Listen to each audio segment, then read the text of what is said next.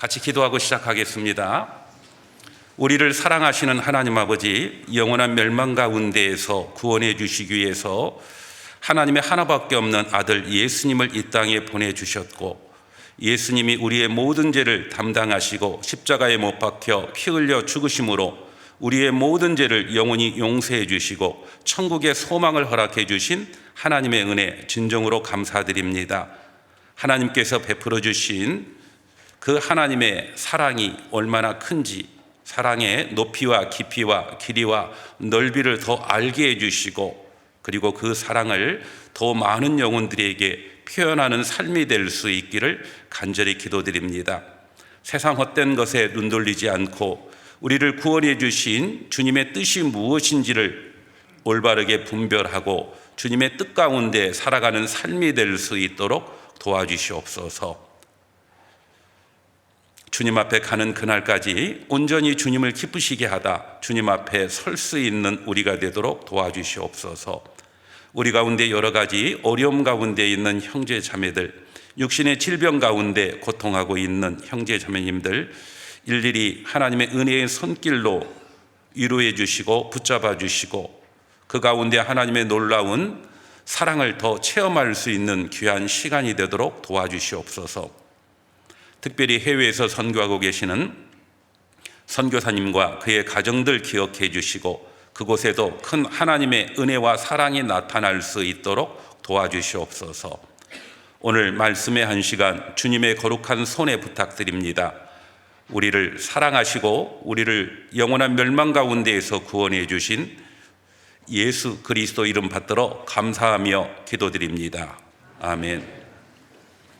성경 여호수아 2장을 보시겠습니다.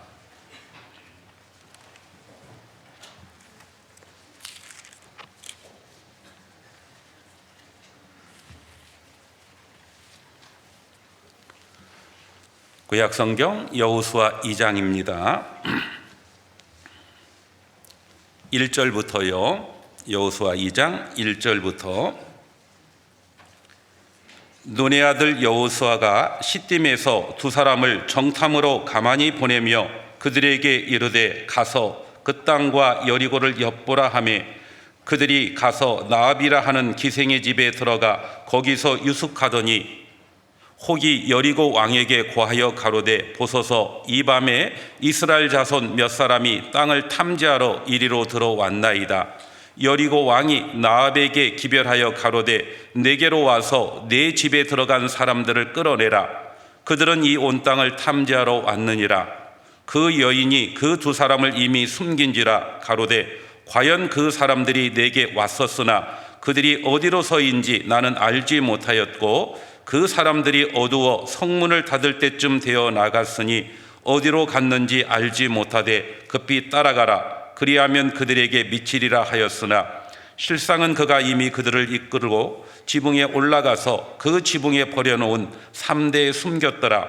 그 사람들은 요단길로 나루터까지 따라갔고 그 따르는 자들이 나가자 곧 성문을 닫았더라.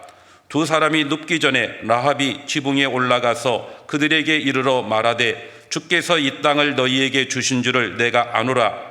우리가 너희를 심히 두려워하고 이 땅 백성이 다 너희 앞에 간담이 농나니 이는 너희가 애굽에서 나올 때에 여호와께서 너희 앞에서 홍해 물을 마르게 하신 일과 너희가 요단 저편에 있는 아모리 사람의 두 왕 시혼과 옥에게 행한 일, 곧 그들을 전멸시킨 일을 우리가 들었음이라.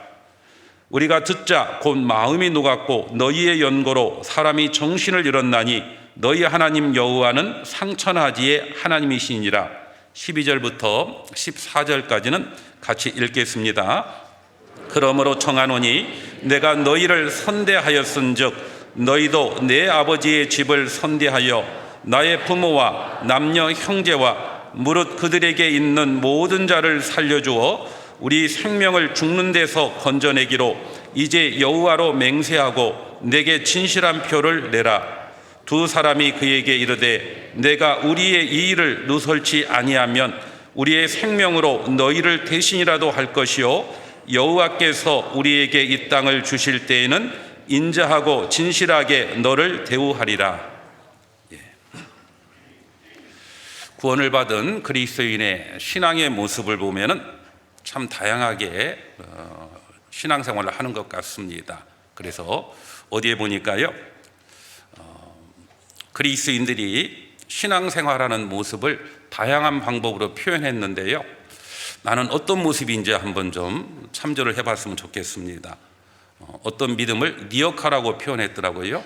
그래서 어떤 신앙을 니어카 신앙이라고 하는데, 니어카 신앙은 앞에서 끌면 오고 가만두면 정지하고 있는 그런 믿음, 누가 꼭 끌어줘야만 나오는 신앙, 이런 신앙이 니어카 신앙입니다.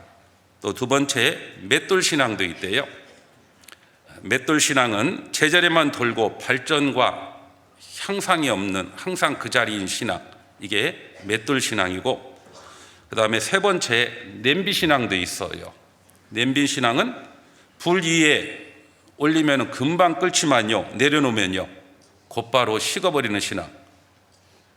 연초에 끓었는데 벌써 이제 혹시 식어 있는지도 모르겠어요. 냄비 신앙입니다. 또 당나귀 신앙이 있습니다. 귀가 높아서요 웬만한 설교에는 반응이 없는 신앙, 이런 신앙이 당나귀 신앙이고, 그 다음에 안진뱅이 신앙도 있어요. 말뿐이고 행동이 없는 신앙, 이런 신앙이 안진뱅이 신앙입니다. 또 고슴도치 신앙도 있어요. 자기만 알고 남을 해치는 신앙. 그리고 오토바이 신앙, 안진뱅이 신앙하고 좀 비슷하죠. 떠들기만 하고요 실속이 없는 신앙이 바로 오토바이 신앙입니다. 그 다음에 염소 신앙도 있어요. 아무나 들이받는 아나무인격인 신앙. 그래서 어떤 분들한테 가까이 가기가 어려운 분들이 있죠. 그리고 넉비공 신앙도 있습니다. 넉비공은 어떻게 생겼습니까?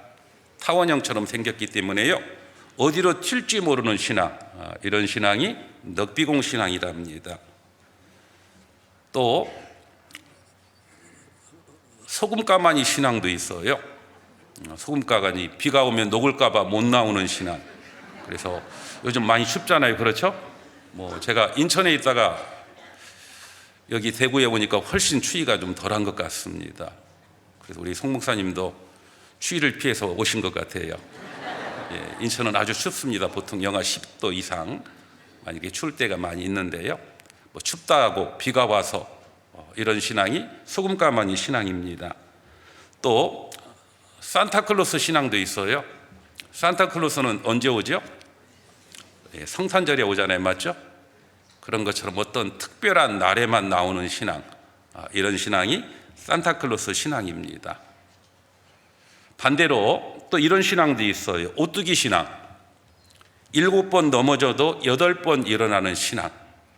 이게 바로 오뚜기 신앙이고, 불도저 신앙도 있습니다. 옳다라고 하는 것이 틀림이 없으면 끝까지 어떤 어려움이 있어도 밀고 나가는 신앙. 이게 바로 불도저 신앙입니다. 그리고 감사 신앙도 있어요. 하나님이 주신 은혜를 항상 기억하고 감사하며 예수님만 알고 살아가는 신앙. 이게 바로 감사 신앙입니다. 또 상록수 신앙도 있어요. 늘 푸르르고 열매 맺는 신앙, 이런 신앙이 상록수 신앙이에요. 처음에는 어떤지 나중에 오뚜기부터는 갑자기 심각해졌어요. 맞죠? 예. 우리의 신앙 어떤 신앙이어야 되겠습니까? 오뚜기 신앙. 넘어질 수 있지만 다시 일어나는 신앙. 그리고 불도저 신앙. 틀림없이 신앙생활 하다 보면 어려움이 있을 수 있지만 그 어려움 가운데서 끝까지 나아가는 신앙. 그 다음에 하나님이 주신 은혜를 생각하면서 감사하면서 살아가는 신앙. 그리고 말뿐이 아니라 실제 삶 속에서 열매 맺는 신앙, 바로 상록수 신앙. 바로 이 신앙이 하나님 앞에 올바른 믿음을 가진 그리스도인의 삶의 모습이다라고 생각합니다. 특별히 우리는 믿음으로 의롭다함을 받았어요. 그 믿음으로 의롭다함을 받았다라고 하면은 우리의 삶 속에도 의로운 삶의 모습이 나타나야 됩니다. 로마서는 우리가 의롭게 되는 것은 믿음이다라고 하는 것을 우리에게 가르쳐주고 있어요. 그리고 야고보서는요, 올바른 믿음을 가진 사람은 반드시 행함을 통해서 그의 믿음이 표현된다라고 이야기하고 있습니다. 야고보서는 믿음을 강조합니까? 아니면 행함을 강조합니까? 행함이요? 진짜 맞습니까? 예. 언뜻 보면 야고보서는 행함을 강조하는 것처럼 보이지만은요, 저는 믿음을 강조한다라고 생각합니다. 진짜 올바른 믿음을 가진 사람은 반드시 행함을 통해서 그의 믿음이 나타나게 되어 있어요. 마태복음 7장에 있는 것처럼 좋은 나무는 좋은 열매를 맺는 것이 당연한 겁니다.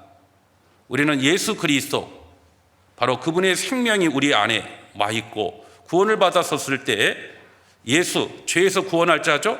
또 하나의 이름이 있습니다. 임마누엘. 하나님 우리와 함께 계십니다. 바로 성령의 하나님, 거룩의 영입니다. 그 거룩한 영이 우리 마음속에 있다라고 하면은 실제 삶 속에서도 올바른 열매를 맺는 건 당연하다라고 생각해요. 그래서 야고보서는 진짜 올바른 네가 믿음이 있느냐, 믿음이 있다라고 하면은 행함을 통해서 네가 가지고 있는 믿음이 진실하다라고 하는 것을 입증해 봐라.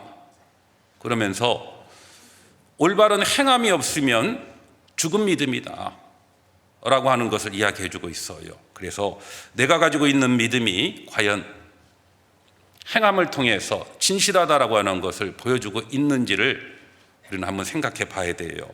특별히 오늘 여호수아와 그리고 여호수아 2장에 나타난 나합, 이 두 사람을 통해서 올바른 믿음을 가진 사람은 그의 행함을 통해서 그의 믿음이 어떻게 표현되는지를 같이 한번 생각해 보고자 합니다. 특별히 여호수아와 나합, 이 두 사람을 제가 등장시킨 이유가 있어요.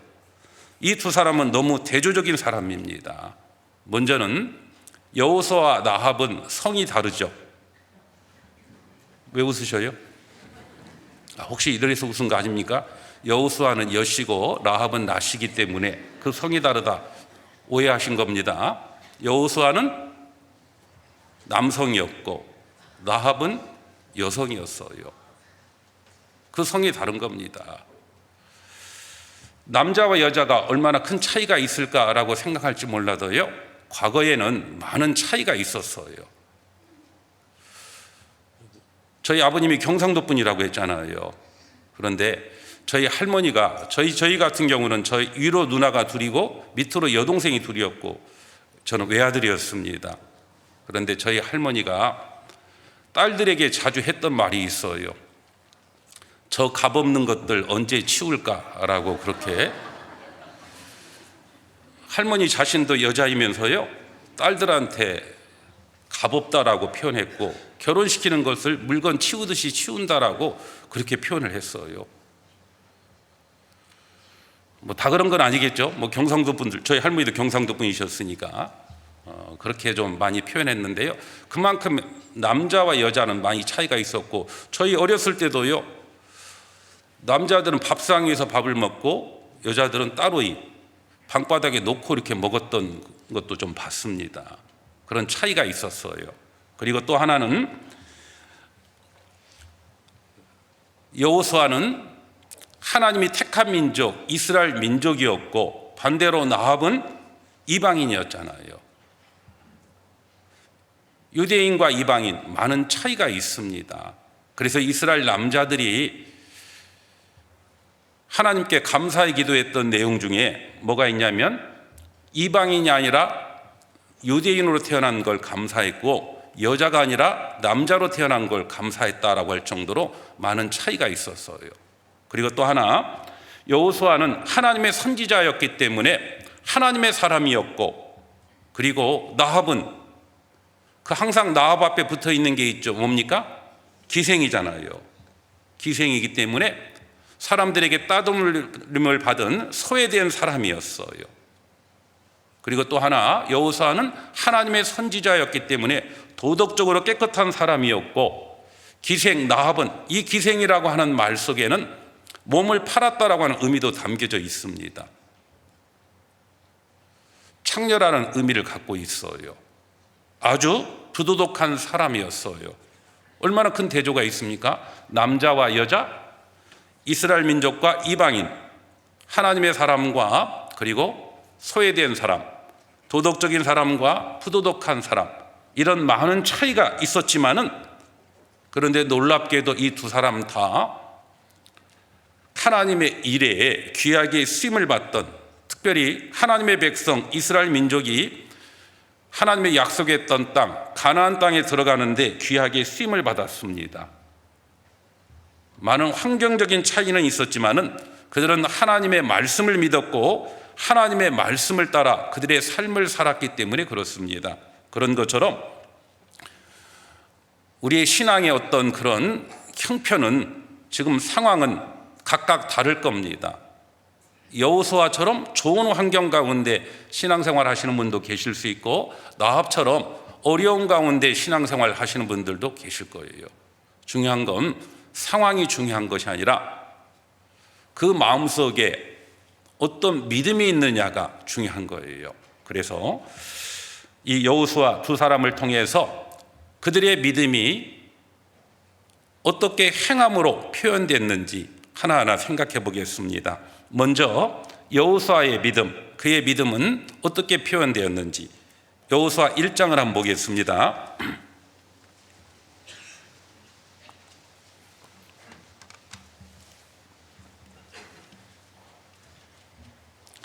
여호수아 1장 1절, 여호와의 종 모세가 죽은 후에 여호와께서 모세의 시종 눈의 아들 여호수아에게 일러 가라사대, 내 종 모세가 죽었으니 이제 너는 이 모든 백성으로 더불어 일어나 이 요단을 건너 내가 그들 곧 이스라엘 자손에게 주는 땅으로 가라. 내가 모세에게 말한 바와 같이 물은 너희 발바닥으로 밟는 곳을 내가 다 너희에게 주었느니 곧 광야와 이 레바논에서부터 큰 하수 유브라데에 이르는 해쪽 속에 온 땅과 또 해지는 변 대해까지 너희 지경이 되리라. 너의 평생에 너를 능히 당할 자 없으리니 내가 모세와 함께 있던 것 같이 너와 함께 있을 것임이라. 내가 너를 떠나지 아니하며 버리지 아니하리니. 6절 7절 같이 읽겠습니다. 마음을 강하게 하라, 담대히 하라. 너는 이 백성으로 내가 그 조상에게 맹세하여 주리라 한 땅을 얻게 하리라. 오직 너는 마음을 강하게 하고 극히 담대하여 나의 종 모세가 내게 명한 율법을 다 지켜 행하고 좌로나 우로나 치우치지 말라. 그리하면 어디로 가든지 형통하리니. 하나님의 선지자 모세가 죽고 난 다음에 모세의 뒤를 이어서 하나님은 여호수아를 이스라엘의 지도자로 삼았습니다. 그리고 명령합니다. 내가 모세에게 약속했던 그 땅을 차지하라. 내가 너와 함께 할 것이다 라고 그렇게 약속했어요. 그 명령을 받고 여호수아는 하나님의 약속을 믿었잖아요. 그의 믿음은 어떻게 행함으로 나타났습니까? 한번 따라해 보겠습니다. 여호수아의 믿음은 순종으로 나타났다. 뭘로 나타났다고요? 믿음과 순종은 뗄래야 뗄 수가 없습니다. 여호수아는 가나안 땅을 차지하라 라고 하는 하나님의 명령을 듣고 그는 순종으로 표현했어요.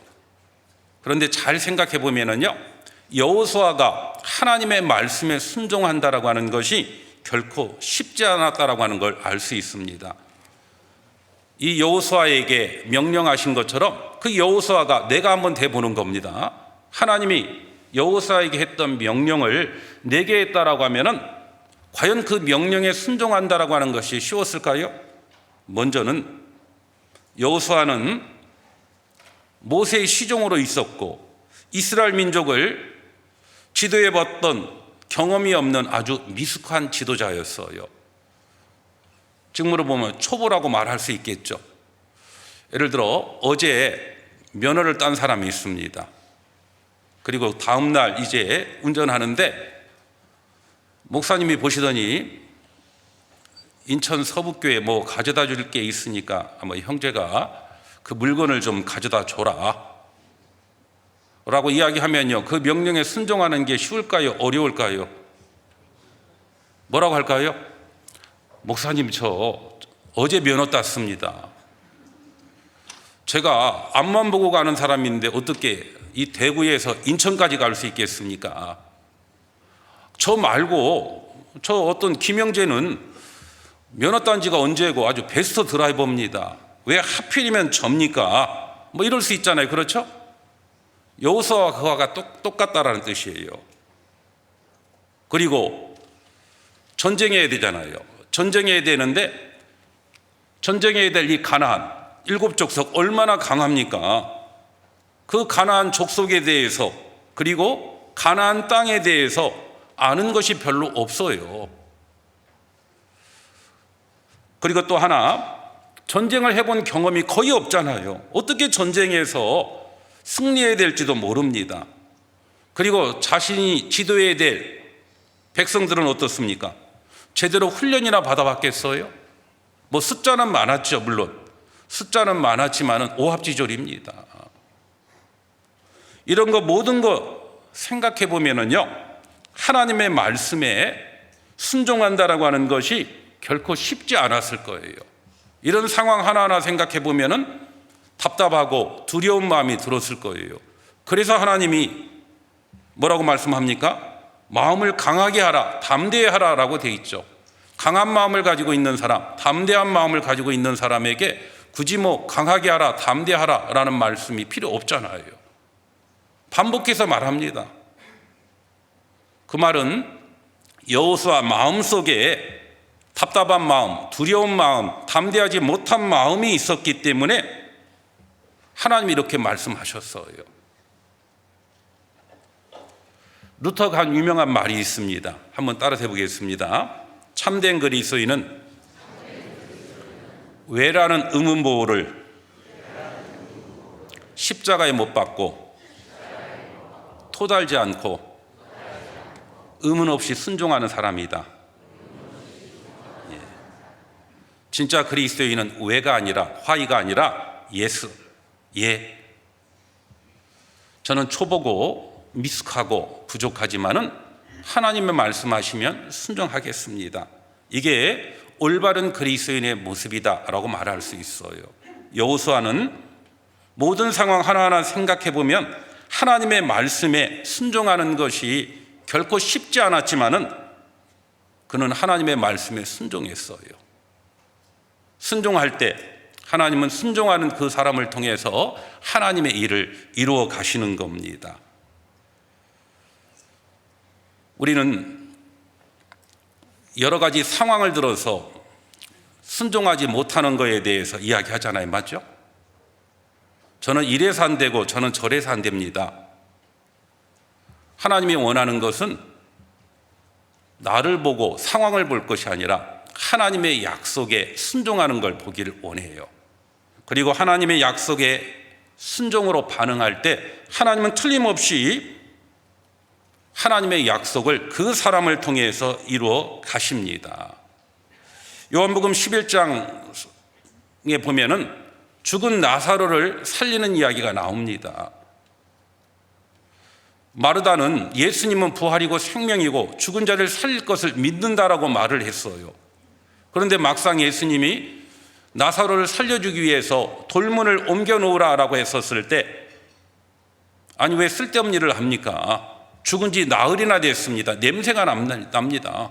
그런데 왜 돌문 열어놓으면 그 썩은 시체에 냄새 나는데 열어놓아야 됩니까? 그때 예수님이 마르다에게 한 말씀이 있어요. 내가 믿으면 하나님의 영광을 보리라. 썩고 뭐 냄새나고 이거 상황이 중요한 것이 아니라 내가 해야 될 일은 내 말을 믿고 믿는다라고 하면 순종해야 된다. 순종하면 하나님의 영광이 나타난다라고 돼 있어요. 어렵고 힘든 상황이 있었을 때 가끔은 이제 교제 나오지 않는 분들 계시죠? 신방을 가서 왜 안 나오느냐라고 물어보면은 목사님도 제 상황 한번 대보세요.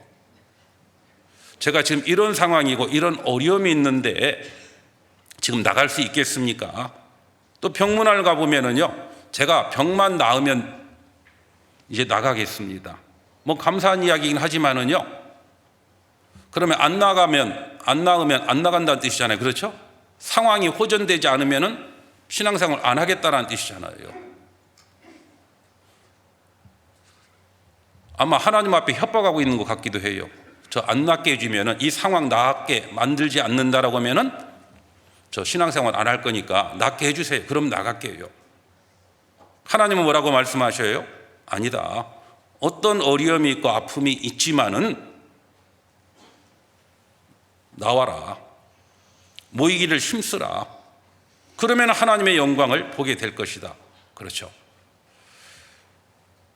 상황이 어떻든지요, 어떤 어려움이 있든지 우리가 해야 될 일은 하나님의 말씀에 순종해야 돼요.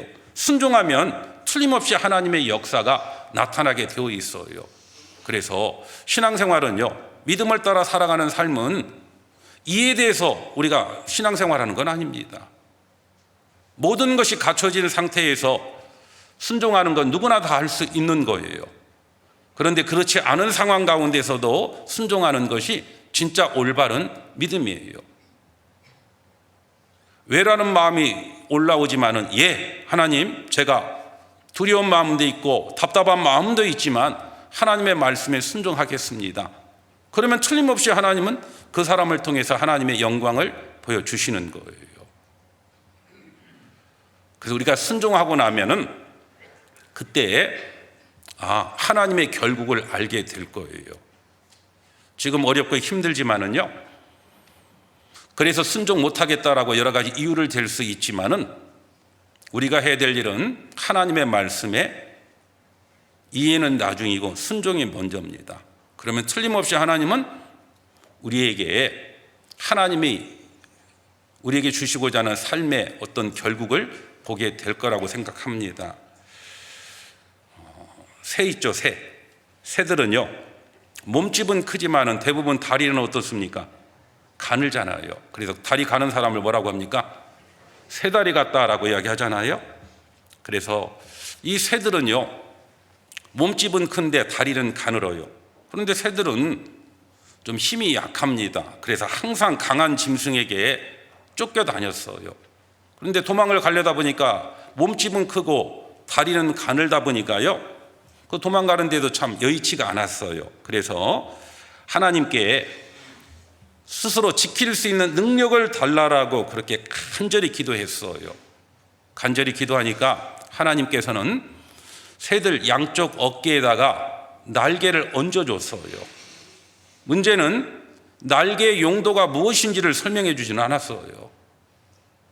새들이 하나님께 강한 짐승으로부터 지킬 수 있는 능력을 달라고 했더니요, 양쪽 어깨에다가 짐도 한 짐이 아니라 두 짐을 얹어놨어요. 어떻게 되었을까요? 마음이 좀 불편했겠죠. 그렇죠? 그렇지 않아도 이 큰 몸 가지고 이 가는 다리 가지고 도망가는 게 쉽지 않은데 짐을 한 짐도 아니고 두 짐이나 얹어놨으니까 얼마나 좀 답답했겠어요. 그래서 새들이요, 입이 나왔답니다. 그때부터 새들이 입이 나온 거예요. 하나님이 응답을 해줬는데 짐을 두 짐이나 얹어놨으니 입 안 나올 수가 없잖아요. 맞죠? 그런데 입은 나왔지만은 뭔가 하나님이 선한 뜻이 있어서 주셨을 거라고 받아들였어요. 받아들이다 보니까 좋은 점이 있는 겁니다. 예를 들어 외나무 다리 건널 때는요, 그 뒤뚱거리면서 도망가기가 쉽지 않잖아요. 그런데 날개를 펼치니까 어떻습니까? 균형 잡기가 아주 좋고요. 그리고 하루는 새들끼리 너무 이제 교제가 좋아가지고요, 그 교제에 취해 있다 보니까 강한 짐승이 오는 걸 미처 못 봤어요. 다 와가지고 이제 본 겁니다. 얼마나 급했겠어요. 그 짧은 그 두 다리 가지고, 가는 다리 가지고 막 도망가는데 그래도 곧 붙잡힐 것 같다 보니까 그 날개를 퍼덕인 겁니다. 어떻게 되었을까요? 하늘을 날게 된 거예요. 그때 깨달아 알았어요. 하나님이 날개를 주신 것은 짐으로 준 것이 아니라 피할 수 있는 도구로 주셨구나, 은혜였다라고 하는 것을.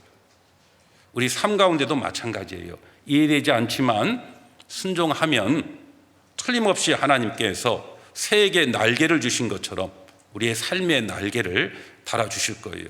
삶의 이것 때문에, 그 때문에가 걸림돌이 아니라 나중에 은혜로 받아들이면 걸림돌이 아니라 그것이 더 높은 곳으로 올라가는 디딤돌이라고 하는 것을 알게 될 겁니다. 그래서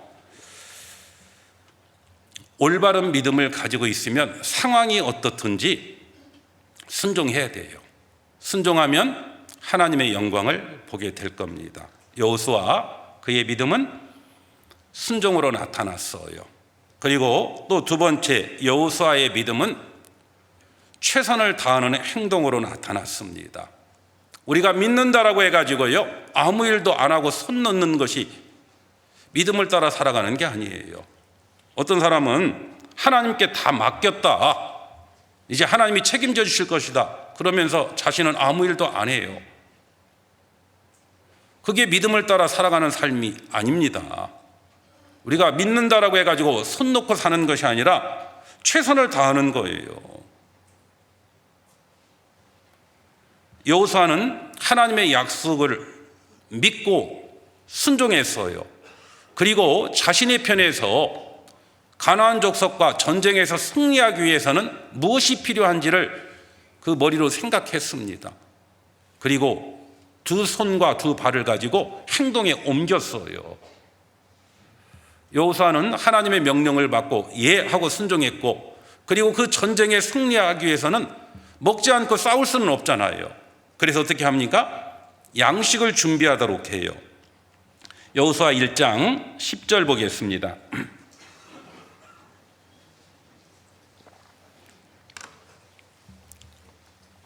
이에 여호수아가 백성의 유사들에게 명하여 가로되 진중에 두루 다니며 백성에게 명하여 이르기를 양식을 예비하라. 3일 안에 너희가 이 요단을 건너 너희 하나님 여호와께서 너희에게 주사 얻게 하시는 땅을 얻기 위하여 들어갈 것임이니라 하라. 전쟁할 때 먹어야 되기 때문에 양식을 준비하게 했어요. 그리고 12절부터는 보면은 르우벤 지파와 갓 지파와 므낫세 반 지파, 그들은 이제 여리고성 건너편에다가 자신의 터전을 마련했어요. 그러나 그들이 머물러 있다 보면은 더 많은 군사가 필요한데 머물러 있다 보면 전쟁에 승리하기 어려웠기 때문에 그 남기로 한 요단강 건너편에 동쪽에 남아있기로 했던 르우벤 지파와 갓 지파와 므낫세 반 지파에게 여자들은 남아있고, 이제 장정들은 전쟁에 함께 동참해야 될 것을 이제 이야기합니다. 그리고 그들의 협력을 받아내요. 그리고 또 하나, 전쟁하기 위해서는 상대방에 대해서 알아야 전쟁에서 승리할 수 있잖아요. 손자병법에도 뭐라고 합니까?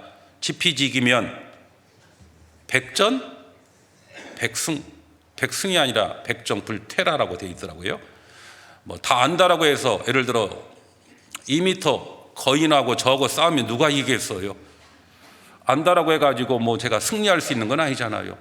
그래서 승산이 없는 싸움은 어떻게 하면 되겠어요? 이제 다른 방법, 화해할 수 있는 방법을 찾으면 되잖아요. 그런 것처럼 이제 적에 대해서 알아야 전략을 세울 수 있잖아요. 그래서 여호수아는 정탐꾼을 보냅니다. 물론 40년 전에 여호수아는 자신이 정탐꾼이 되어서 가나안 땅에 들어가 본 경험이 있어요. 그러나 40년의 그 경험을 가지고 전략을 세우지는 않았어요. 왜냐하면 40년의 시간이 지나고 난 다음에 많은 상황이 바뀌어 있잖아요. 저도 대구교회를 제가 메모한 거 보니까요, 코로나 때 왔더라고요. 코로나 막 시작하기 전에 2020년 2월에 왔더라고요. 그때하고 여기 대구교회 와보니까 너무 달라졌어요. 새로운 주차장도 생겼고요, 아주 멋지게 좀 잘 바뀌어져 있더라고요. 그리고 이제 건너편 쪽에, 그 고속도로 건너편 쪽에 보니까 완전히 신도시가 새로이 개발이 되고, 그런 것처럼 40년 전과 40년 후는 틀림없이 많은 상황이 바뀌어 있을 수 있잖아요. 40년 전의 경험을 가지고 전략을 세우다 보면은 많은 것이 달라졌는데 잘못된 전략을 세우면 하나님의 백성들이 전쟁에서 패할 수도 있고 죽을 수도 있잖아요.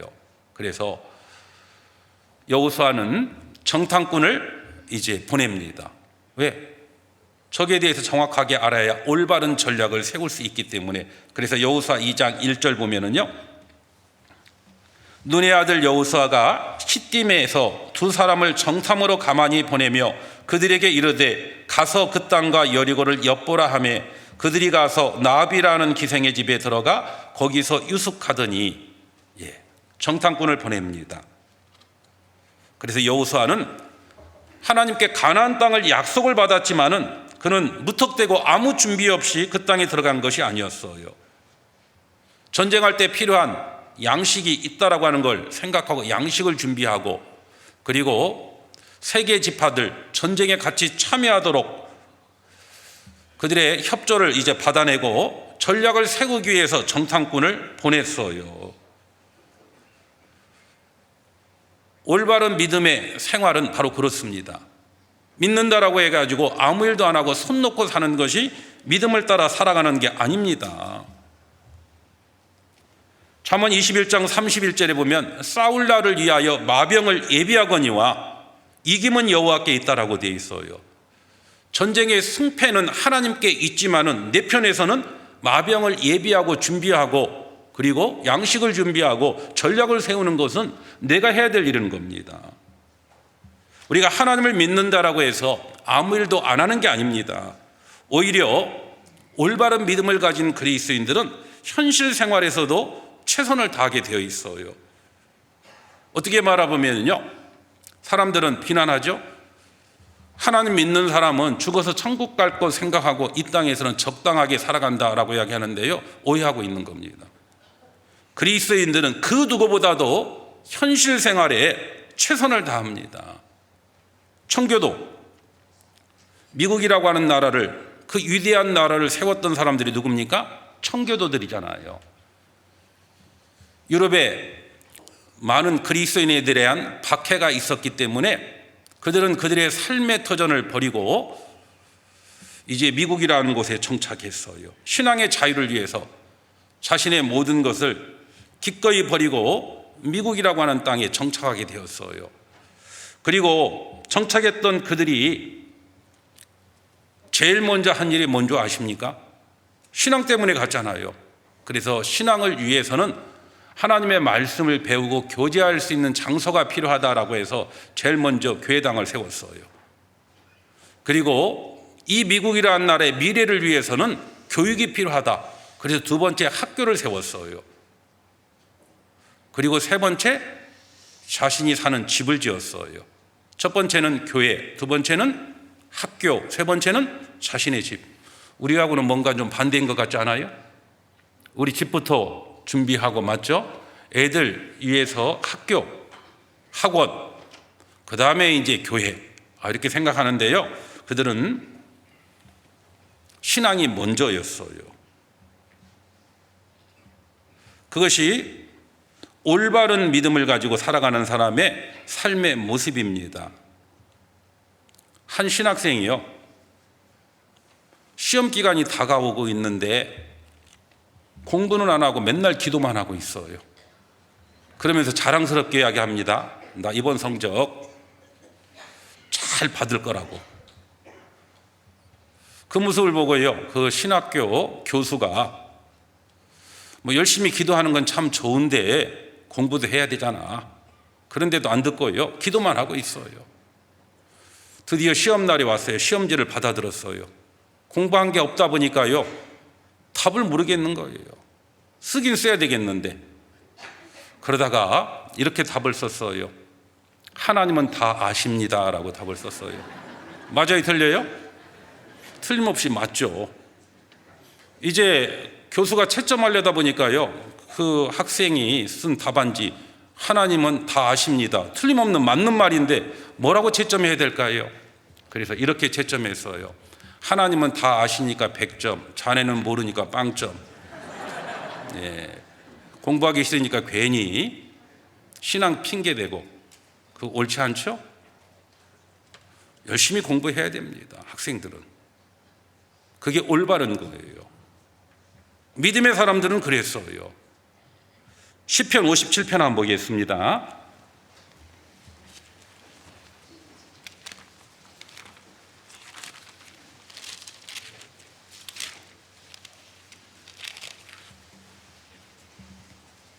시편 57편 그 앞에 가로로 쓰여 있는 글을 제가 먼저 읽을게요. 다윗의 믹담시 영장으로 알다셋에 맞춘 노래.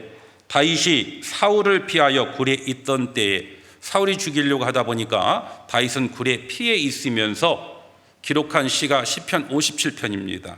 1절 2절 같이 읽겠습니다. 하나님이여 나를 긍휼히 여기시고 나를 긍휼히 여기소서. 내 영혼이 죽게로 피하되 주의 날개 그늘 아래서 이 재앙이 지나기까지 피하리이다. 내가 지극히 높으신 하나님께 부르짖으며 곧 나를 위하여 모든 것을 이루시는 하나님께로다. 다윗은 동굴에 숨어 있으면서 뭐라고 기도했어요? 하나님, 저를 사울의 손에서 지켜주십시오라고 그렇게 기도했어요. 아니 이미 동굴 속에 피해 있으면서 이런 기도가 필요합니까? 그러나 이게 옳다라는 뜻이에요. 내 편에서 사울에게 붙잡히지 않으려면 하나님이 주신 머리를 써야 될 거 아니에요. 들 한가운데 있으면서 지켜달라고 하면 되겠어요? 동굴 속에 은밀한 곳에 숨어 있어야 되지. 머리로 판단하고요. 그 다음에요. 그러면 은밀한 동굴은 어디 있을까? 눈으로 찾아야 될 거 아닙니까? 그리고 찾았으면요. 그 두 발을 가지고 옮겨 놔야 돼요. 그런데 사울이 다윗이 들 한가운데 있다라고 기대나 했겠어요? 틀림없이 은밀한 동굴이나 이런 곳에 숨어 있을 것이다. 그런 걸 찾을 거 아니에요. 다윗은 최선을 다해서 자신이 숨을 곳을 찾았고, 아무리 최선을 다했지만은 하나님이 지켜주시지 않으면 안 된다라고 하는 걸 알았기 때문에 하나님께 기도한 거예요. 그래서 우리가 믿음을 따라 산다라고 해가지고 아무 일도 안 하고 손 놓고 사는 게 아니에요. 최선을 다하며 살아가는 겁니다. 그게 올바른 그리스도인의 삶의 모습이에요. 여호수아는 하나님의 말씀에 순종했고 그는 최선을 다해서 준비했어요. 다윗도 그랬죠? 그런데 그 가운데도 순종하고 최선을 다하는 가운데도 위기라고 하는 것이 올 수가 있어요. 여호수아가 정탐꾼을 보냈는데 그 정탐꾼이 어디에 있는지까지 여리고 왕이 알게 되었잖아요. 나합의 집에 머물러 있다라고 하는 걸 알고 나합을 찾으러 왔어요.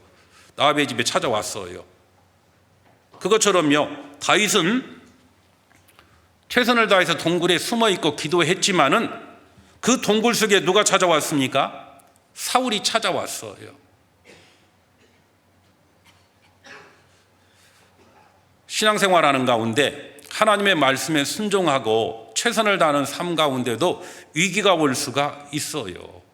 그때 당황할 필요가 없습니다. 그 위기를 통해서 하나님의 놀라운 능력을, 은혜를 체험하기 위해서 그 위기를 허락했습니다.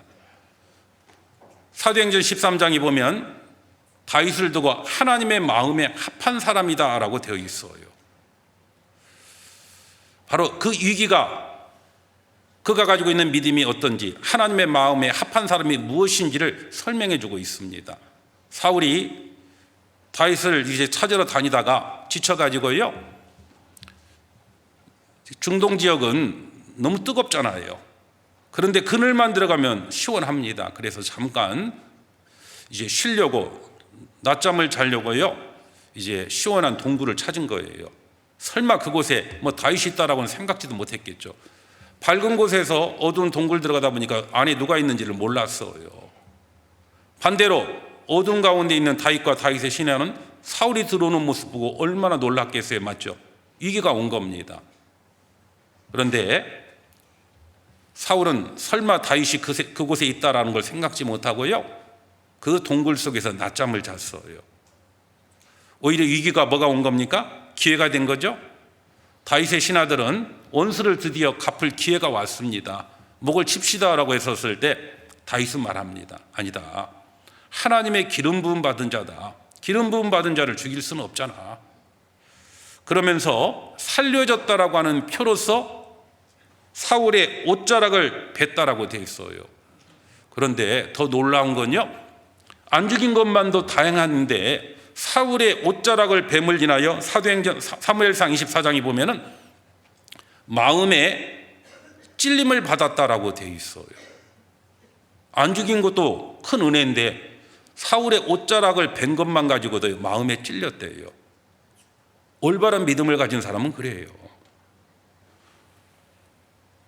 신앙생활하다 보면은 형제 자매들 중에 아까 고슴도치 같은, 그 다음 염소 신앙 가진 사람처럼 들이받는 사람 있잖아요, 맞죠? 조금만 뭐 하면은요, 뭐 금방 화를 내고. 그래서 어떤 사람은요, 어떤 형제는 나를 너무 힘들게 하는 형제가 있을 수 있어요. 어떤 자매는요, 그래서 참다가 못 참았어요.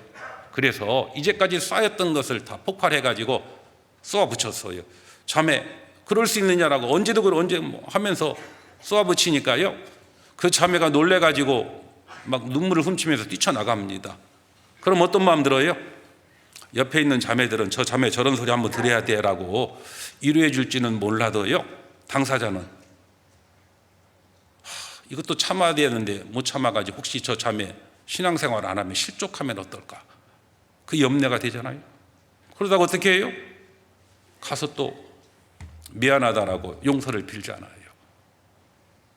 이제까지 당했으면서도 모처럼 한마디 했던 것도 마음에 찔림이 있는 것처럼 다윗이 그랬어요. 사울은 자신을 죽이려고 했지만은요, 다윗은 살려줬을 뿐만 아니라 그의 옷자락, 사울은 기름 부음 받은 자잖아요. 기름 부었다라는 건 구원을 받았다는 의미잖아요.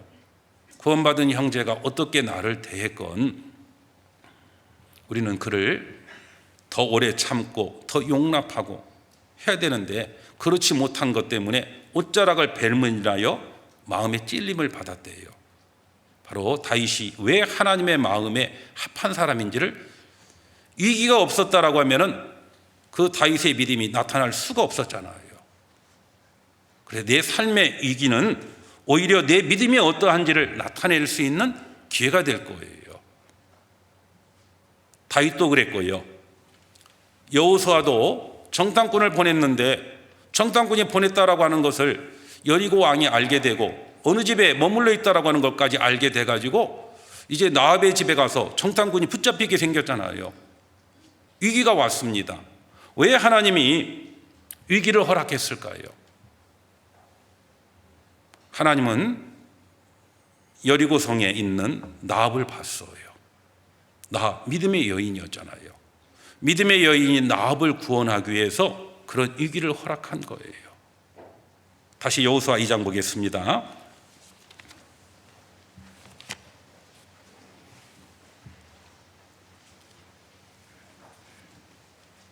3절, 여리고 왕이 나압에게 기별하여 가로되 내게로 와서 내 집에 들어간 사람들을 끌어내라. 그들은 이 온 땅을 탐지하러 왔느니라. 그 여인이 그 두 사람을 이미 숨긴지라. 가로되 과연 그 사람들이 내게 왔었으나 그들이 어디로서인지 나는 알지 못하였고 그 사람들이 어두워 성문을 닫을 때쯤 되어 나갔으니 어디로 갔는지 알지 못하되 급히 따라가라. 그리하면 그들에게 미치리라 하였으나 실상은 그가 이미 그들을 이끌고 지붕에 올라가서 그 지붕에 버려놓은 3대에 숨겼더라. 이제 여리고 왕이 나압의 집에 가서 너희 집에 정탐꾼 두 사람 들어온 거 알고 있다, 내놔라 라고 이야기했었을 때 나압은 어떻게 했습니까? 온 거 맞습니다. 그런데 방금 전에 갔는데 쫓아가십시오. 혹시 잡을 수 있을지 모르겠습니다. 실상은 뭐라고요? 정탐꾼 두 사람을 숨겼다라고 되어 있어요. 이것도요, 나압이 정탐꾼 두면 숨겨졌구나, 그래서 뭐 안 죽었구나, 건진받았구나 이렇게 생각하면 별 은혜가 안 돼요. 내가 나압이 한번 돼보는 겁니다. 내가 나압이라고 하면은 여리고 왕이 정탐꾼을 우리 집에 머물러 있다라고 하는 걸 분명하게 알고 내놓으라고 했었을 때 만약 숨겨준다라고 하면 어떻게 될까요? 자신의 목숨을 잃을 수도 있고요, 자신의 목숨뿐만 아니죠, 적과 내통했다라고 해서요 자신의 가족들 모두가 죽을 수 있는 상황이었어요. 그런데 나합은 어떻게 했습니까? 죽느냐 사느냐의 문제가 있었는데 어느 편에 선 거예요? 하나님의 편에 선 거예요. 한번 따라서 보겠습니다. 나합의 믿음은 결단하는 신앙으로 나타났다. 예, 선택해야 될 문제에서 그는 목숨을 걸고 하나님의 쪽으로 결단을 했어요. 우리 신앙생활하는 가운데 나만큼은 아니래도 혹시 내가 하나님을 믿는다라고 하는 것 때문에 비난을 받고 어떤 불이익이 있을 것 같을 때 우리는 어느 쪽으로 선택을 합니까? 나합은 목숨을 걸고 하나님의 편에 섰어요. 그쪽으로 결단을 했습니다. 이 결단을 할 때 이 다니엘의 세 친구가 있죠. 다니엘의 세 친구도 마찬가지였어요. 다니엘의 세 친구, 금신상 앞에 절하지 않으면 풀무불에 던져 넣는다라고 하는 그 이야기를 들었고, 또 다니엘 자신도 하나님께 기도하는 모습이 보여지면 사자굴에 던져진다라고 하는 걸 알았지만 그들은 어떻게 했어요? 하나님의 쪽으로 결단을 했습니다. 그런데 이 다니엘의 세 친구가 금신상 앞에 절하지 않는다라고 하는 것을 느부갓네살이 알게 되었고, 느부갓네살이 알게 되었을 때 보통 사람 같으면은요 당장 풀무불에 던져 넣으라라고 할 텐데 또 한 번의 기회를 줍니다. 왜? 신하로서 그들은 충성되이 일하고 있었다라고 하는 걸 봤기 때문에 또 한 번의 기회를 줬어요.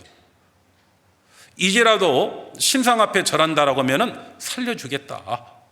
그 이야기를 들었었을 때 세 친구는 어떻게 반응했습니까? 다니엘서 3장 한번 보겠습니다.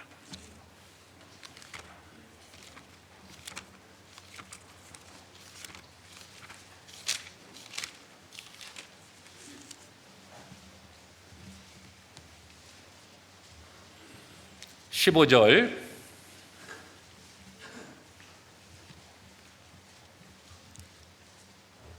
이제라도 너희가, 다니엘서 3장 15절입니다.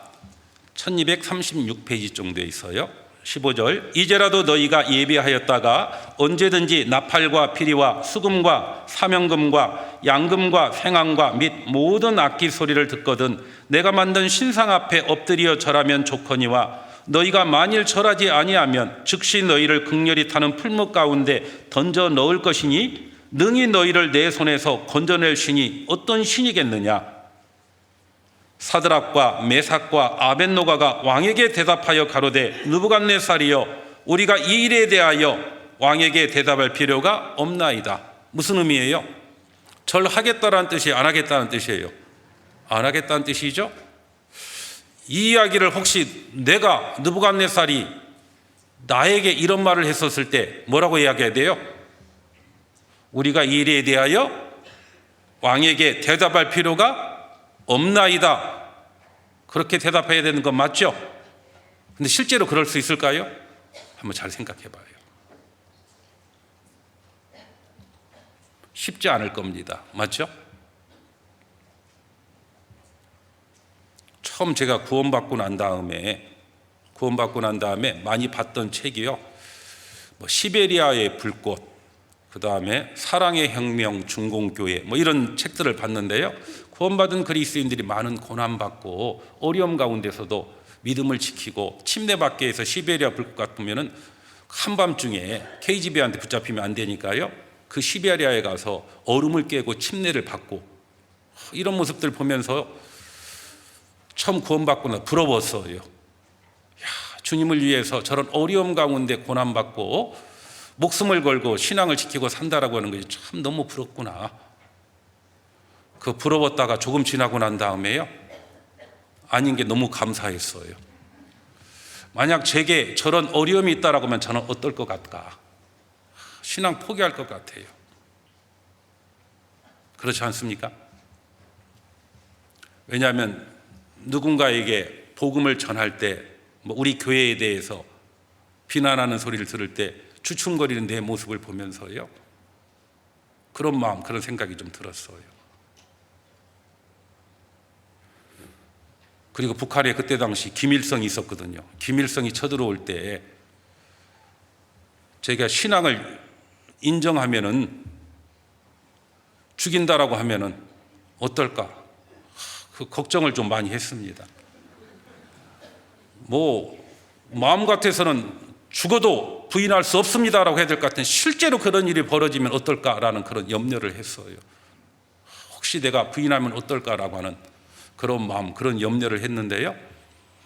나중에 지나고 보니까 쓸데없는 걱정이었어요. 하나님이 이제 구원받은 지 얼마 안 되는 내게, 그 순교는 아무나 합니까? 맞죠? 순교할 정도의 믿음이 있어야 순교를 하든지 말든지 할 거 아니에요. 감당할 만한 믿음만, 신앙만 준다라고 하는 걸 알게 되었어요. 제가 얼마나 연약한지를 좀 알 수 있는 그런 기회가, 좀 그런 걸 통해서 좀 생각해 볼 수 있는 기회가 됐던 것 같아요.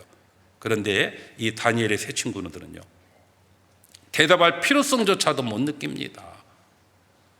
그러면서 말하기를 17절에 만일 그럴 것이면 왕이여, 우리가 섬기는 우리 하나님이 우리를 극렬히 타는 풀무 가운데에서 능히 뭐라고요? 건져내시겠고 왕의 손에서도 건져내시리이다. 하나님은, 구원해 주셨던 하나님은 이제 이런 어려움 가운데서 능히 건져내시는 하나님, 우리는 하나님은 전능하신 하나님이라는 걸 믿잖아요. 능히 건져내실 하나님이라고 하는 것을 우리는 믿고 있습니다. 그래서 결코 절하지 않겠습니다. 그런 뜻이잖아요. 얼마나 대단한 믿음입니까? 하나님의 쪽으로 결단했어요. 그리고 더 놀라운 건 18절 같이 읽겠습니다. 그리 아니하실지라도 왕이여, 우리가 왕의 신들을 섬기지도 아니하고 왕의 세우신 금신상에게 절하지도 아니할 줄을 아옵소서. 그들의 믿음이 더 뛰어난 건 비록 그리 아니하실지라도, 하나님이 풀무불 가운데 던져 넣어서 죽게 할지라도 결코 금신상 앞에 절하지 않겠습니다. 하나님의 편에 선 거예요. 신앙은 결단입니다. 선택해야 될 문제 가운데 어떤 결단, 어떤 선택을 하시겠습니까? 여호수아는 목숨을 걸고, 아니 자기 목숨뿐만 아니라 자기 가족의 목숨들이 걸려 있지만은 하나님의 편에 섰어요. 다니엘, 그리고 다니엘의 세 친구들도 하나님의 편에 섰어요. 신앙은 결단입니다. 어느 편에 서야 될지 우리는 결단해야 돼요. 중립은 없습니다. 하나님의 편이냐 아니면 마귀의 편이냐, 둘 중에 하나예요. 우리 신앙의 선택 가운데 우리는 올바른 결단을 해야 될 겁니다. 나합의 믿음은 결단하는 신앙으로 나타났어요. 그런데 이런 목숨을 걸 만큼 이렇게 커다란 큰 믿음을 나합이 갖게 되었잖아요. 그 나합의 믿음은 어떻게 생겨났을까요? 다시 여호수아 2장 보시겠습니다.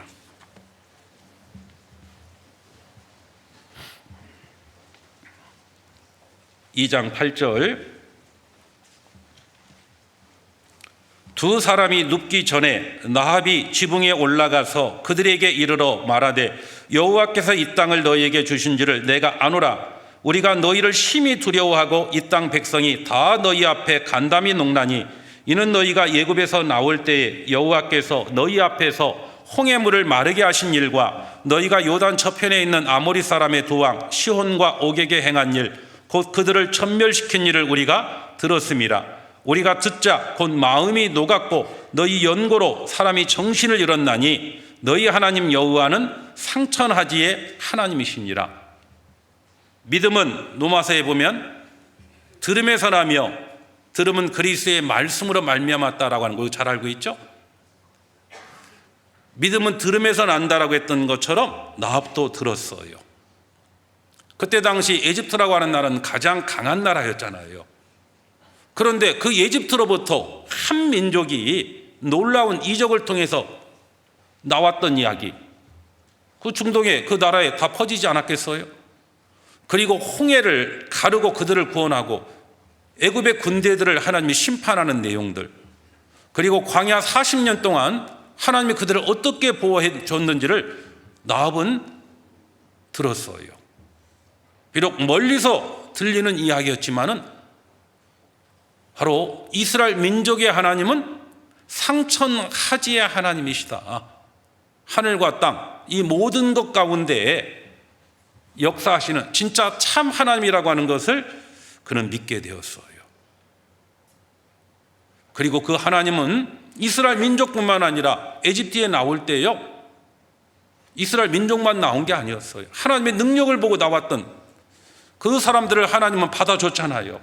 비록 내가 이방인이지만은 하나님은 하나님 앞에 나오는 자들을 결코 물리치지 않는다라고 하는 걸 알고 믿었어요.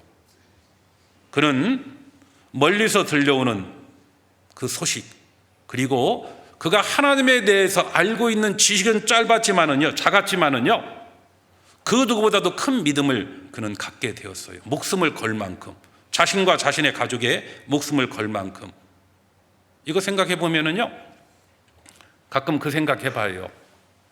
초대교회 그리스도인들과 우리들 성경 퀴즈 대회 하면 누가 많이 맞출까? 누가 많이 맞출 것 같아요? 우리가 훨씬 더 많이 맞출 것 같아요. 맞죠? 초대교회는 구약만 있었고요, 신약은 아직 완성되지도 않았는데, 그런데 그들의 믿음과 우리의 믿음 비교해 보면 우리의 믿음이 더 크다라고 자신할 수 있습니까? 중요한 건 많이 알고 있느냐가 중요한 게 아니에요. 오히려 많이 알고 있으면은요, 책임도 많다라고 하는 거 생각하셔야 돼요.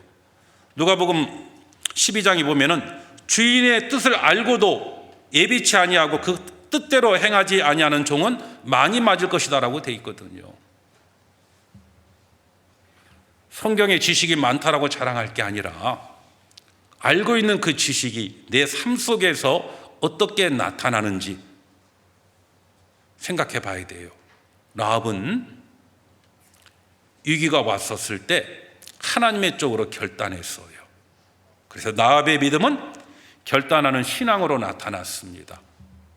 그리고 이제 정탐꾼을 숨겨주고 난 다음에 정탐꾼과 약속합니다. 자신이 하나님을 믿는 신앙을 가졌다라고 하는 것을 고백하고, 그리고 이야기합니다. 12절 보겠습니다. 그러므로 청하노니 내가 너희를 선대하였은즉 너희도 내 아버지의 집을 선대하여 나의 부모와 남녀 형제와 무릇 그들에게 있는 모든 자를 살려주어 우리 생명을 죽는 데서 건져내기로 이제 여호와로 맹세하고 내게 진실한 표를 내라. 두 사람이 그에게 이르되 내가 우리의 이 일을 누설치 아니하면 우리의 생명으로 너희를 대신이라도 할 것이요 여호와께서 우리에게 이 땅을 주실 때에는 인자하고 진실하게 너를 대우하리라. 이제 내가 하나님을 믿고 너희들을 목숨을 걸고 이제 숨겨줬다. 나는 알고 있다. 곧 있으면 이 여리고성이 무너지고, 그리고 여리고성에 있는 모든 사람들이 죽는다라고 하는 걸 알고 있다. 내가 목숨 걸고 너희 숨겨줬으니까 너희도 여리고성이 멸망할 때 나와 그리고 우리의 가족들, 그 이웃에 있는 사람들을 살려줘라 라고 그렇게 부탁을 했어요. 청하노니 부탁한 거잖아요. 그때 그 이야기를 듣고 좋다, 너희 집에 머물러 있는 사람은 누구든지 다 살려주겠다라고 약속을 했어요. 그러면서 너희 집이라고 하는 그 표시로 이제 나중에 정탐꾼을 창문을 통해서 성 밖으로 내리면서 붉은 줄을 통해서 이제 내려줍니다.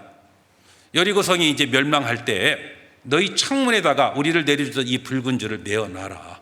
그러면은 너희 집인 줄 알고 너희 집 안에 있는 사람들을 살려주겠다라고 이야기를 했어요. 약속을 했죠. 그리고 약속대로 어떻게 됐습니까? 여리고성은 멸망했고요. 그리고 약속대로 여리고성 모든 사람은 멸망했지만 라합의 집에 있었던 사람들은 다 살아났어요. 여호수아 6장 한번 보겠습니다.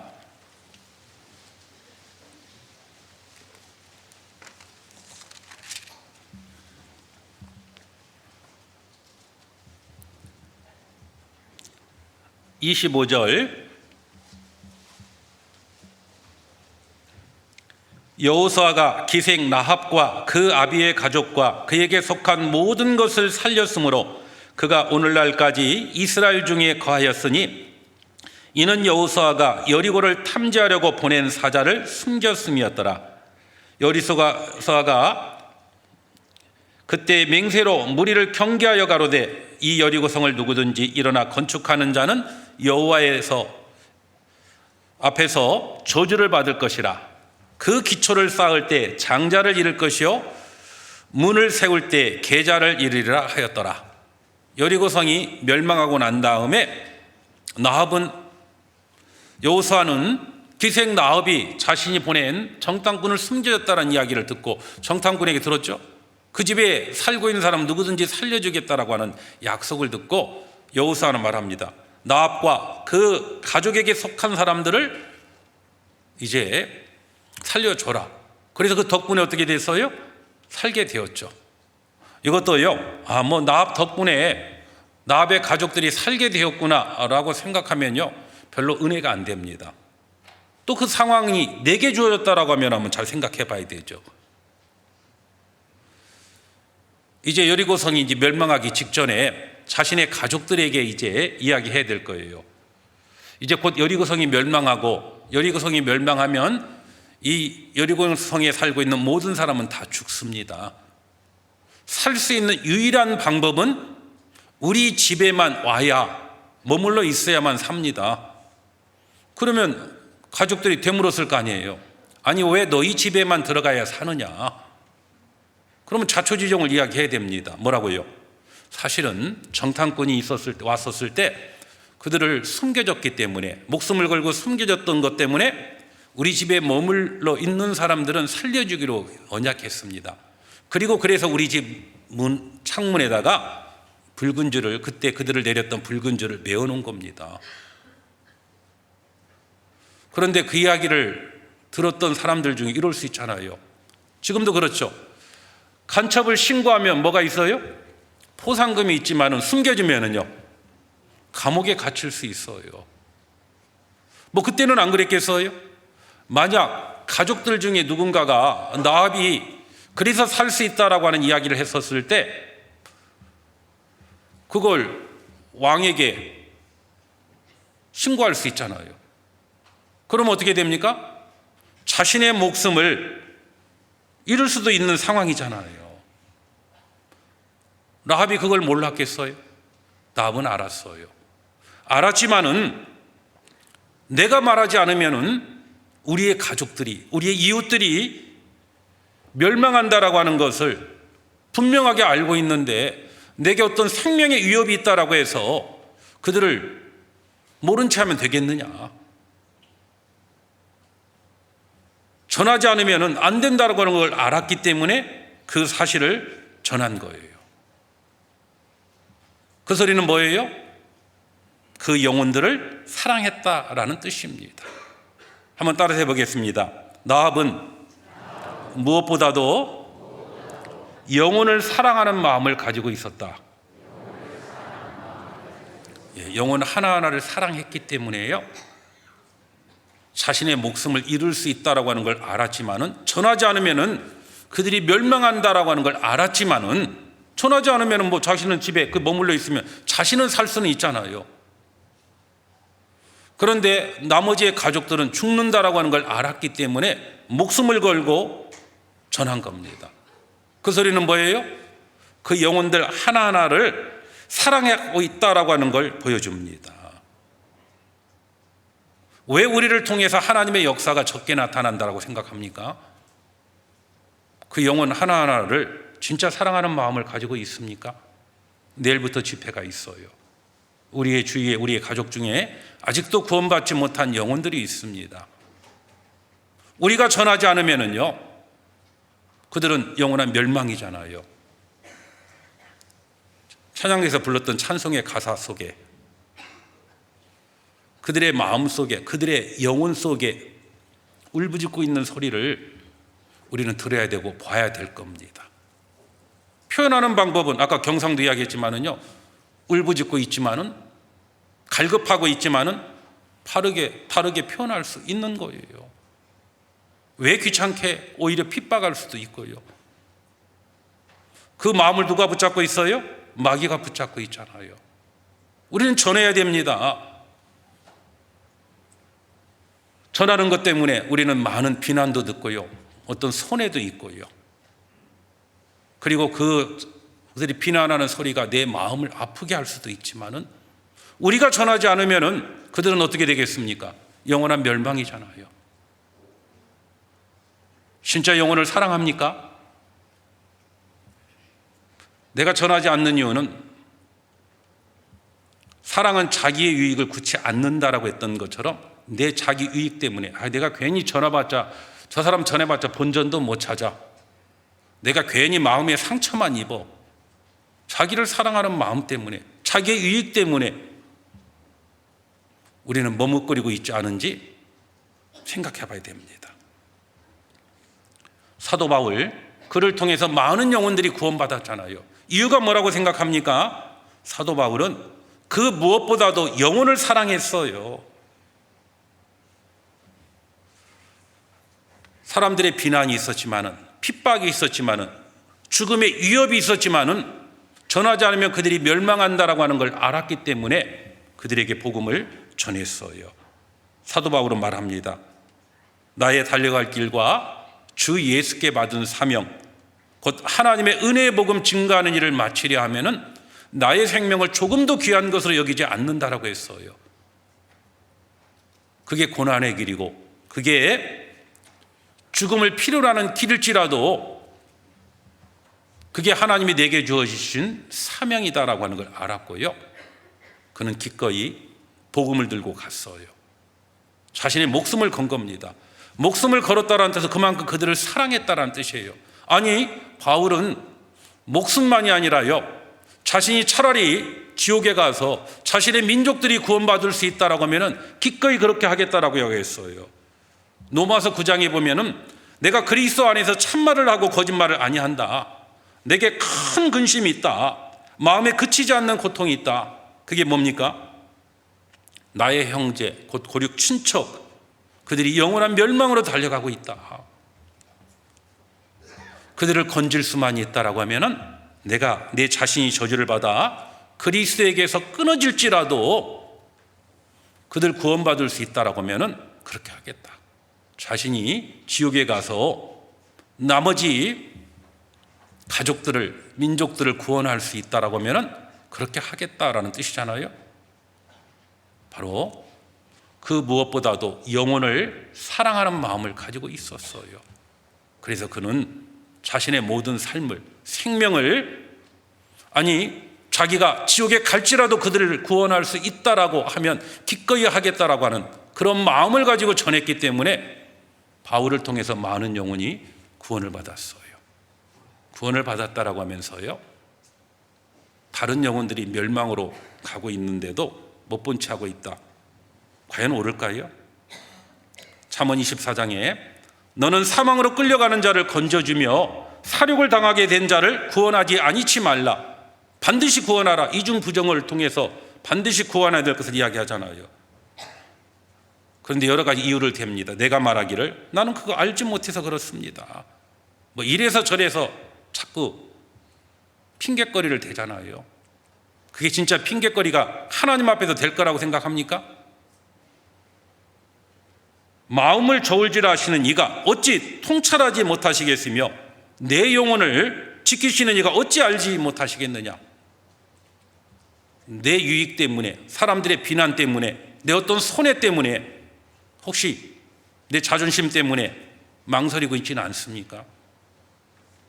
그들의 영혼 깊숙이 울려나는 울부짖음을, 그리고 그들의 영원한 멸망을 우리는 볼 수 있어야 돼요. 나합은 영혼을 사랑했어요. 전하지 않으면 그들이 멸망한다라고 하는 걸, 자신의 생명이 비록 잃을 수 있는 위험이 있었지만은 그 목숨을 걸고 그들에게 전했기 때문에 그의 가족들이 살 수 있었어요. 올바른 믿음은 영혼을 사랑하는 마음으로 표현되게 있습니다. 그리고 이제 마지막으로 한 가지만 더 생각해 보죠. 내가 나합의 가족이라고 한번 생각해 봐요. 내가 나합의 가족이라고 하면은 우리 집에 나합 같은 사람이 있다라고 하면 어떻게 될까요?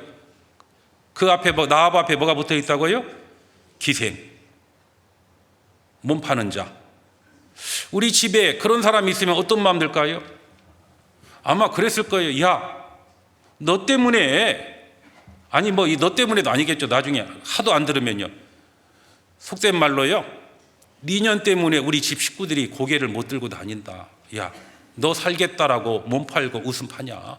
제발 좀 그만둬라. 그랬을 거 아니에요? 그런데도 버리지 못했잖아요. 그런데 나합은 하나님을 알고 난 다음에도 여전히 기생이었을까요? 구원을 받고 나면은 누구든지 그리스도 안에 있으면 새로운 피조물이라, 이전 것은 지나갔으니 보라 새 것이 되었다라고 했던 말씀처럼 새로운 피조물이 되었을 거예요. 전혀 다른 사람으로 바뀌어져 있을 겁니다. 나합은 여전히 기생이 아니었어요. 그리고 자신의 삶을 위해서 웃음과 몸을 팔았지만은 그는 구원받고 난 다음에 다른 사람을 위해서 살게 되었을 거예요. 나합이 정탐꾼을 숨겨줬었을 때 어디에 숨겨줬냐면 3대에 숨겼다라고 되게 3대. 삼배옥 같은 거 지을 때 수확하기 위해서, 그 오쑳감을 짜기 위해서 수확물을 지붕 위에 말려놓고 있는 겁니다. 그곳에 숨겼다라는 말은 어떤 말입니까? 손수 일하고 있었다라는 뜻이에요. 구원받고 난 다음에는 삶의 모습이 바뀔 수밖에 없는 겁니다. 그리고 자신만을 위해서 살았던 나합이 손수 수고해서 얻었던 그런 물질들을 어떻게 했을까요? 가족들에게 틀림없이 베풀었을 거예요. 나눴을 거예요. 그 모습을 보고 처음엔 어떻게 생각했을까요? 제가 갑자기 왜 저래? 왜 저렇게 바뀌었지? 에이, 얼마나 갈까? 이런 마음 들다가도요, 시간이 지날수록 더 신뢰하게 되었을 겁니다. 나합은, 그가 가지고 있는 믿음은, 한번 따라해 보겠습니다. 나합은 실질적인 삶의 변화가 있었다. 그렇죠. 나합은 그저 믿음 가졌다라고 하는 게 끝난 것이 아니라 실질적인 삶의 모습을 통해서 그가 가지고 있는 믿음이 진실하다라고 하는 걸 보여줍니다. 그래서 야고보서 아까 올바른 믿음은 행함으로 나타난다라고 이야기했잖아요. 그 중에 믿음이 올바른 행함으로 나타난다라고 하는 것을 두 인물을 통해서 설명하고 있는데, 첫 번째는 아브라함입니다. 그리고 또 한 사람이 누구냐면 나합이었어요. 그의 믿음은 행함을 통해서 그가 가지고 있는 믿음이 진실하다라고 하는 것을 보여준 겁니다. 우리가 믿는다, 구원받았다, 말은 많이 잘할 수 있죠. 그런데 기억할 것은 하나님의 나라는 말에 있지 않고 오직 능력에 있다라고 되어 있어요. 능력이 뭐겠어요? 말 잘하는 것? 물론 말도 잘 해야 되겠죠. 진짜 능력은 뭡니까? 변화된 삶의 모습이 최고의 능력이다라고 말할 수 있어요. 나합의 변화된 삶의 모습을 통해서 그들은 나합의 말을 신뢰하게 되었어요. 우리가 전도할 때요, 전도할 때 우리의 변화된 삶은 최고의 전도지라고 하는 것 생각하셔야 됩니다. 학생들 구원받기 전에요, 항상 뒤처져 있었으면요, 구원받고 난 다음에 어떻게 돼야 되겠어요? 과거보다는 최소한 다 1등 하라는 뜻이 아닙니다. 달란트는 다르니까요. 성적은 더 나아져야 돼요. 직장인들 더 열심히 성실하게 일을 해야 돼요.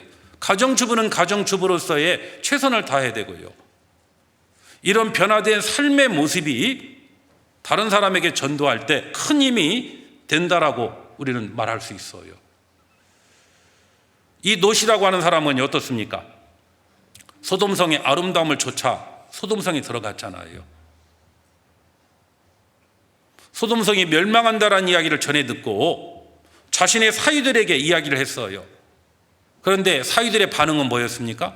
장인의 말을 농담으로 여겼다라고 돼 있어요. 그렇죠.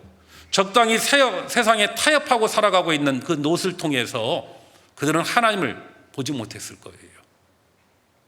아무리 심판을 경고했지만은요, 그들은요, 아니 장인어른 사는 것 보니까 우리가 별반 다름이 없이 세상 가운데 살고 있으면서 뭘 그럽니까?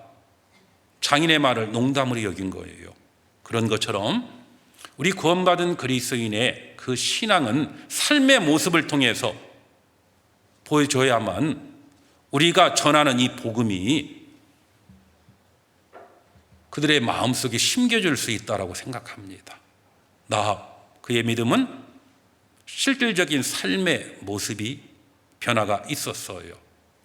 그래서 오늘 여호수아나 이 두 사람, 그들의 믿음은 행함을 통해서 그들의 믿음이 진실하다라고 하는 걸 표현하고 있잖아요.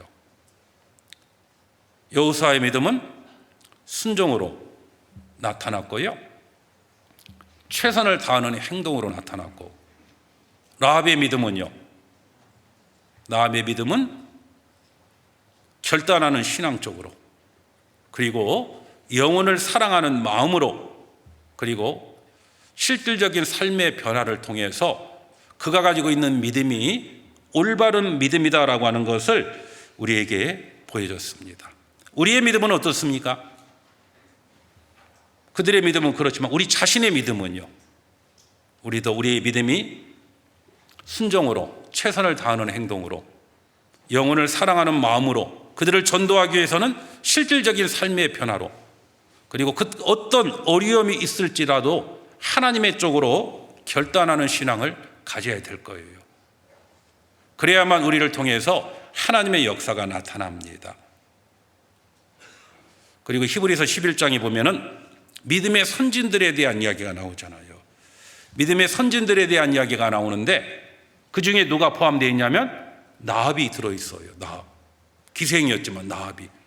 그리고 마태복음 1장에 예수님의 족보에도 나합이 들어있어요.